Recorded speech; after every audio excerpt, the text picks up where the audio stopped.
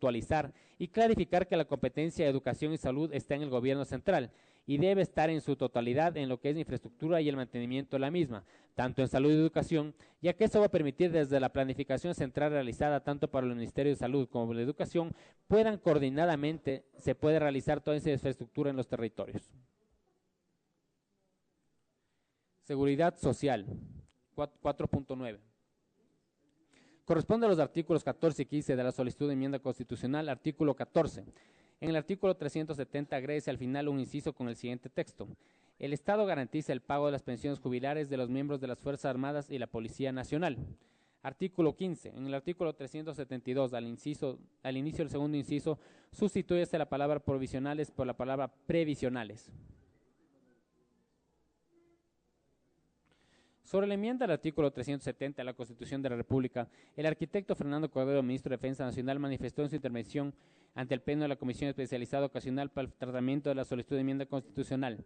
Me parece absolutamente positivo para la tranquilidad de las Fuerzas Armadas de ahora y de siempre y de la Policía Nacional de que se deje como una obligación del Estado, porque a diferencia del Seguro Social para los civiles, a diferencia del IES, ni el ISFA ni el ISPOL van a tener nunca la posibilidad de sostener el reparto de las pensiones en función del tamaño de la población activa, en ninguna parte del mundo, pero mucho menos en un país pequeño como el Ecuador y en un escenario de paz.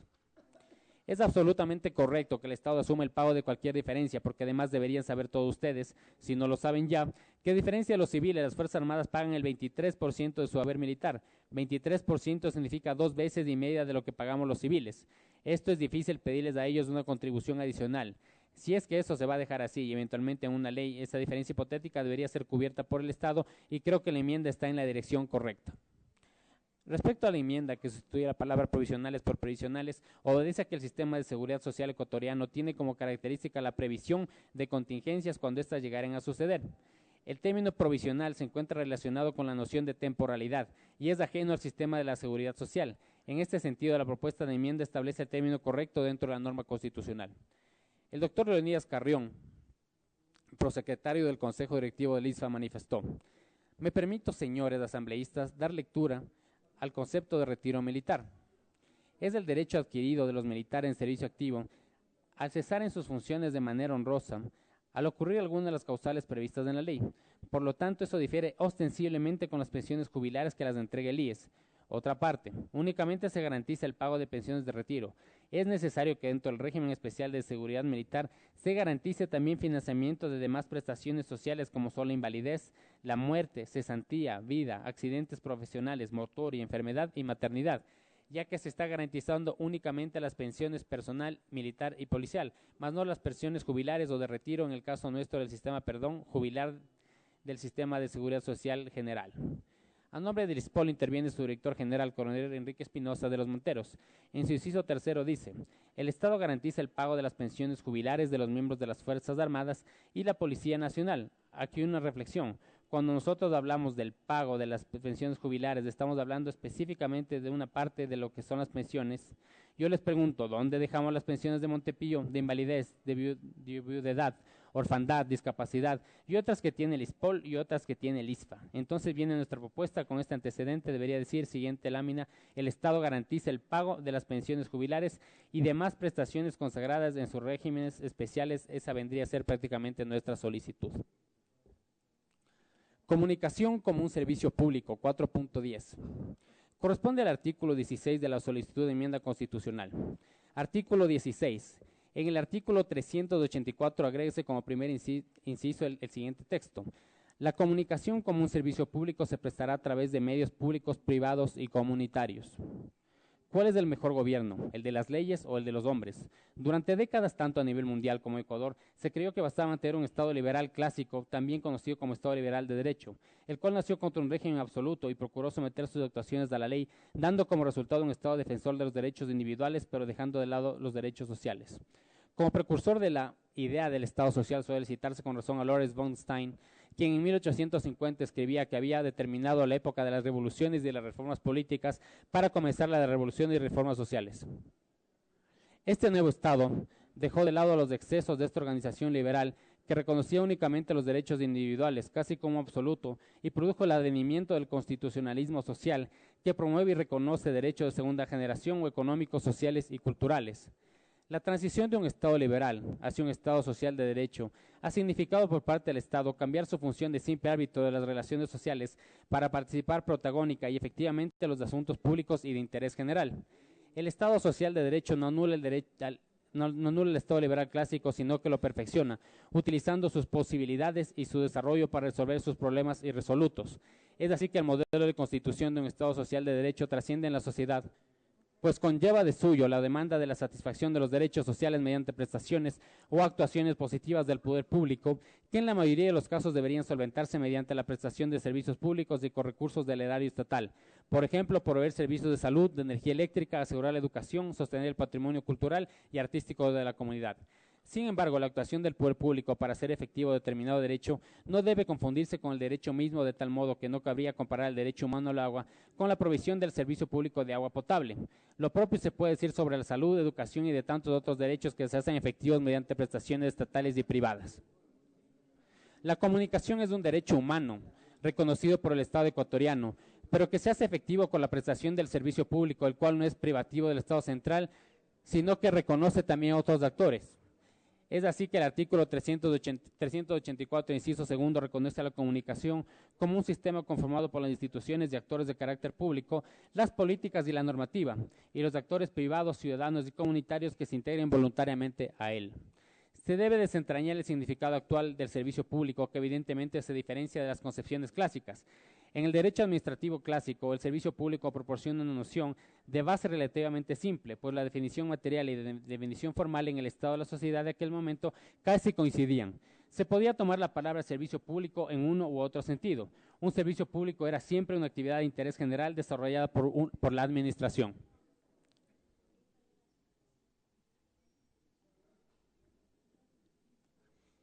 Pero este concepto se ha ampliado a través del tiempo y el rol que cumple el Estado en bien de la sociedad. Se puede decir que todo lo que está relacionado bien con el interés general o con la administración tiene tendencia a convertirse en servicio público. Sería erróneo y alejado de la realidad no reconocer la importancia que reviste para el bienestar de los ciudadanos la comunicación.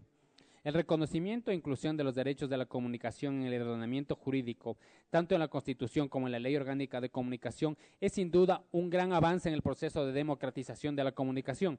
Sin lugar a dudas, afianza la democracia en el Ecuador.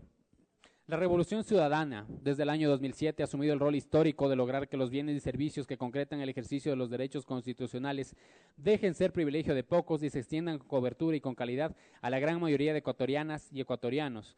Las buenas voluntades finalmente se transforman en hechos. Los servicios públicos, de acuerdo a su trascendencia para la vida social y el ejercicio pleno de la democracia de los pueblos, pueden clasificarse por origen de su prestación en A. Aquellos prestados en forma exclusiva por el Estado. B. Los prestados en asociación entre el Estado y los actores privados. Y C. Finalmente, los que son prestados por actores privados sin participación estatal. Las políticas públicas y los servicios públicos constituyen garantías institucionales de los derechos reconocidos de la norma suprema, de conformidad con lo señalado en el numeral 1 del artículo 85 de la Carta Constitucional, incluido dentro de lo relativo a políticas públicas, servicios públicos y participación ciudadana. Artículo 85. La formulación, ejecución, evaluación y control de las políticas públicas y servicios públicos que garanticen los derechos reconocidos por la Constitución se regularán de acuerdo con las siguientes disposiciones. 1. Las políticas públicas y la prestación de bienes y servicios públicos se orientarán a ser efectivos del buen vivir y todos los derechos se formularán a partir del principio de solidaridad. El servicio público de comunicación, garantizado como tal en la Carta Magna, refuerza los logros obtenidos mediante la promulgación de la Ley Orgánica de Comunicación, exigencia del pueblo soberano en consulta popular, y permite garantizar el ejercicio pleno de los derechos de la comunicación a los ecuatorianas y ecuatorianos. El licenciado Patricio Barriga, en su calidad de presidente del Consejo de Regulación y Desarrollo de la Información y Comunicación, Cordicom, expuso los siguientes criterios. Los servicios públicos, ustedes conocen perfectamente, son garantía constitucional de derechos y garantizan el efectivo goce de los mismos. Es el primer deber del Estado el poner a la comunicación como servicio público en la Constitución. Relieva, justamente destaca la responsabilidad del Estado y consolida el ejercicio de los derechos de comunicación, porque en primer lugar les otorga una mayor visibilidad y claridad a los derechos y las obligaciones, y en ese contexto, pero que no debemos confundirnos sobre la obligatoriedad y uniformidad del servicio, como el dominio o injerencia al criterio de gobierno oficialista, Creo que los argumentos esgrimidos por ciertos sectores políticos no tienen la consistencia en este punto, porque la obligatoriedad y la uniformidad a la que nosotros estamos refiriéndonos y a la que refiere el texto constitucional refieren exclusivamente a la protección y garantía de los derechos. La calidad de servicio público se ha orientado a la protección de los derechos en las personas. Por ejemplo, el prevenir las prácticas abusivas en el mercado y de las empresas de comunicación ante la concentración, la democratización del espectro radioeléctrico y la democratización de la palabra, ante la precarización y la discriminación laboral o el espacio desarrollado de las industrias culturales, acciones afirmativas, proposición de política pública. La tutela del cumplimiento de los derechos humanos con la promoción de los mismos para una cultura de paz, de no violencia, de no discriminación que priorice el interés superiores de niñas, niños, adolescentes y grupos de atención prioritaria y, por supuesto, para promoción de la comunicación intercultural. En su comparecencia, el licenciado Carlos Ochoa, superintendente de la comunicación y la información, manifestó: el ejercicio efectivo y cotidiano de cualquier derecho fundamental precisa la posibilidad real de acceder y disfrutar de una serie de bienes y servicios que confronten el disfrute de tal derecho. Es en ese sentido la Declaración Constitucional de Derecho a la Educación, por ejemplo, como se hace efectiva en la cotidianidad de los ciudadanos cuando los niños, niñas, adolescentes, jóvenes y adultos acceden a los bienes y servicios educativos que les otorgan válidamente grados académicos y formación profesional. Estos bienes son los muebles, los equipos, la tecnología, los libros, las escuelas, los colegios, las universidades y todas las demás instituciones educativas y de formación profesional legalmente acreditadas. Estos servicios son las prestaciones de enseñanza y aprendizaje que ofertan las instituciones educativas en los diferentes niveles, tanto la educación como de profesionalización. Si la existencia de estos bienes y servicios y sin el acceso real de los ciudadanos a estos bienes y servicios, el derecho a la educación y cualquier otro derecho constitucional serían meras declaraciones de buena voluntad, enunciados hermosos pero inútiles. Expectativas de todos y realidades de muy pocos, posiblemente solo, como siempre ha sido costumbre anteriormente en este país, de los mejor situados en la sociedad. Este ha sido, de hecho, la historia de nuestros derechos constitucionales en el pasado y vale reiterar los derechos que solo, y remarco, solo los han podido disfrutar y ejercer los estándares aceptables de calidad aquellos grupos sociales que han privatizado en su favor los bienes y servicios que los concretan. En el debate desarrollado en la comisión, el asambleísta Byron Pacheco enfatizó: la ley de comunicación ya establece en su articulado de que este es un servicio público. Si entendemos al servicio público como la garantía que el Estado ecuatoriano le da para que la comunicación, uno de los elementos principales de la comunicación, la libertad de expresión, sean garantizadas en sus contenidos, difusión y en la prestación de servicio a través de las tres formas que lo establece la ley, y esto a través de los medios comunitarios, privados y públicos. La asambleísta Soledad Buendía manifestó: es fundamental que un derecho tan importante como es el derecho a la comunicación, que permite el ejercicio de otros derechos, pueda tener el ejercicio a través de los ciudadanos como un servicio público como es la educación o la salud. 4.11. Plazo para la conformación de regiones autónomas. Corresponde al artículo 17 de la solicitud de enmienda constitucional, artículo 17. En la disposición transitoria primera, numeral 9, sustitúyase el signo de puntuación, coma, por el signo de punto y suprímase la frase que en ningún caso excederá de 8 años. La Constitución del 2008, respecto a la organización del territorio en su artículo 242, establece: artículo 242. El Estado se organiza territorialmente en regiones, provincias, cantones y parroquias rurales. Por razones de conservación ambiental, étnico-culturales o de población podrán constituirse regímenes especiales. Respecto a la creación de regiones, la Carta Magna sostiene en el artículo 244 dos o más provincias con continuidad territorial suficiente regional mayor a 20.000 kilómetros cuadrados y un número de habitantes que en conjunto sea superior al 5% de la población nacional formarán regiones autónomas de acuerdo con la ley. Se procurará el equilibrio interregional, la afinidad histórica y cultural, la complementariedad ecológica y el manejo integrado de cuencas. La ley creará incentivos económicos y de otra índole para que las provincias se integren en regiones. Estableciendo en la disposición transitoria primera, numeral 9, que la ley que regule la descentralización territorial de los distintos niveles de gobierno y el sistema de competencias incorpora los procedimientos para el cálculo y distribución anual de los fondos que recibirán los fondos autónomos descentralizados del presupuesto general del Estado, fijará el plazo para la conformación de regiones autónomas, que en ningún caso excederá de 8 años. La propuesta de modificación del texto constitucional sugiere la eliminación de la frase que en ningún caso excederá de 8 años, cuyo objetivo es ampliar el tiempo para consolidar los procesos de conformación en regiones, pues da resultado insuficiente. A la fecha han transcurrido 6 años desde la vigencia del texto constitucional sin que exista un interés manifiesto de la ciudadanía por la creación de este nivel de gobierno regional. Pablo Rodríguez, presidente de la Asociación de Municipalidades del Ecuador, explicó ante los comisionados que la eliminación del plazo fatal responde de mejor forma a la voluntad ciudadana de crear o no dichos organismos de desarrollo. Esta modificación tampoco altera el contenido esencial sobre la estructura orgánica del Estado ecuatoriano y en lugar de afectar el derecho a decidir libremente evita la imposición de una división regional desde el ejercicio del deber político y deja a los ciudadanos directamente la posibilidad de darse o no en el tiempo que mejor consideren la división del territorio y la creación de gobiernos regionales como niveles de gobierno subnacional. Haciendo una comparación con el caso español, se ha desarrollado un modelo de Estado regional gracias al impulso de las localidades, pues a pesar de los intentos del Estado central de moderar el proceso, siempre existieron fuerzas locales que más bien impulsaron el desarrollo de un modelo autonómico. Y a pesar de esta voluntad manifiesta, el periodo para la consolidación de regiones autónomas llevó casi 20 años. De igual forma, el asambleísta Virgilio Hernández, en la audiencia pública realizada ante la Corte Constitucional, efectuó una comparación con Colombia, indicando que por más de 30 años existe la disposición de conformación de regiones y estas no se han podido concretar, advirtiendo que si no se vaya el plazo se caerá en incumplimiento de la norma constitucional, evidenciando que imponer un plazo fatal obligatorio no es de acorde con la manifestación ciudadana y el proceso que la regionalización implica. A manera de conclusiones del presente informe para primer debate de la solicitud de enmienda constitucional, se formulan las siguientes. La legitimidad del proceso de enmiendas constitucionales deviene de la Constitución de la República del Ecuador como su elemento material y del dictamen establecido por la Corte Constitucional como su elemento formal. El elemento material de legitimidad se encuentra recogido en el artículo 441 de la norma suprema, cuando establece que las enmiendas a uno o varios artículos de la Constitución pueden realizarse por parte de las y los asambleístas que integran la Asamblea Nacional del Ecuador.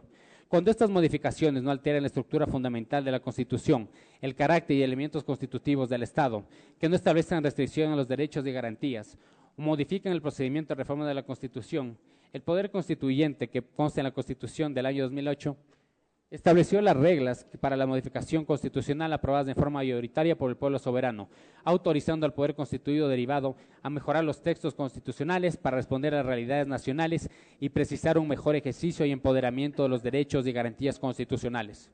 El elemento formal de la legitimidad de la propuesta de enmiendas constitucionales se encuentra establecido en el dictamen número 001-14-DRC de fecha 31 de octubre de 2014, emitido por el Pleno de la Corte Constitucional. Estableció la vía constitucional por las cuales deben ser tratadas. La Asamblea Nacional es el espacio constitucional, jurídico y político que mediante debates democráticos, pluralistas e incluyentes analizará durante el tiempo señalado en la Carta Magna el tratamiento de las enmiendas a la Constitución. La Comisión Especializada Ocasional para el tratamiento de la solicitud de enmienda constitucional ha invitado a la ciudadanía, instituciones públicas y privadas, asociaciones gremiales, organizaciones sociales, la academia, para que establezcan sus criterios en referencia a los ejes temáticos de la enmienda, con la finalidad de ejercer una participación eficaz y que sean partícipes en la toma de decisiones del poder público. Las propuestas de enmienda están enfocadas en esclarecer y determinar elementos que fortalezcan el amplio sistema de derechos y garantías constitucionales, ya que el marco y finalidad es en la precisión de los textos constitucionales es el empoderamiento de los derechos y garantías constitucionales con una visión de progresividad de los mismos. Debido a la limitación temporal para presentar el presente informe, se optimizó al máximo el tiempo de las sesiones de la Comisión y si bien se realizó una amplia convocatoria a los distintos actores que tienen interés en la enmienda constitucional o cuyo criterio contribuye al debate y discusión en el interior de la mesa, es indispensable ampliar los mecanismos de participación ciudadana. Por lo tanto, es necesario realizar un amplio trabajo en la socialización de las propuestas de enmienda durante el periodo de 12 meses que establece nuestra Constitución. Sin duda, la perspectiva de análisis territorial permitirá un debate adecuado y plasmará realidades diversas que permitirá al poder constituido derivado una toma de decisión incluyente. La Comisión Ocasional Especializada para el Tratamiento de la Solicitud de Enmienda Constitucional. Un momento, señor presidente.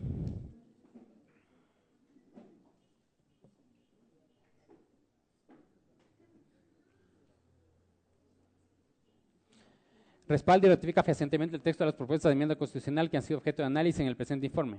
Nos comprometemos con el pueblo soberano a fomentar un debate democrático, inclusivo, participativo, a socializar y difundir esta propuesta legítima en irrestricto respeto a la norma magna de la Constitución de Montecristi. Resolución por expuesto a la Comisión Especializada Ocasional para el Tratamiento de la Solicitud de Enmienda Constitucional resuelve aprobar el informe para primer debate de la solicitud de enmienda constitucional. Asambleísta ponente. El asambleísta ponente es del presidente de la Comisión Ocasional para el Tratamiento de la Solicitud de Enmienda Constitucional, doctor Juan Carlos Casinelli. Constarían los nombres de las personas que suscribían el informe presidente. A continuación, con su autorización, se daría lectura al texto de la enmienda tal como quedaría.